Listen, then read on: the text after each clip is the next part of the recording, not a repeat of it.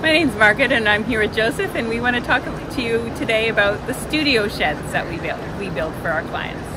Yeah, the shed behind us here is what we call a gardener's dream. It's specifically built for gardeners where you've got a potting area on the left and the smaller area there for starting plants, and then you've got a storage area that can be used for storage, or it can be finished with drywall or plywood into a beautiful insulated and heated office. This is just one of the sheds that we have.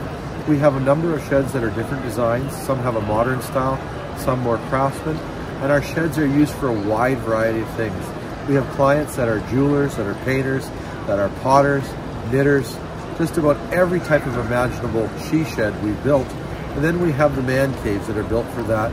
And we have many sheds that are built for offices, which have a tremendous advantage for clients because they can work from home, they can have all the quietness of being in a separate building, but they're still close enough to drive their kids to soccer games and be part of family events that they wouldn't normally be able to be if they were stuck working in an office in the downtown area or somewhere else. Please call us today to inquire about our sheds. We'd love to meet with you and find out what your needs are for a shed in your yard and how it can best suit you.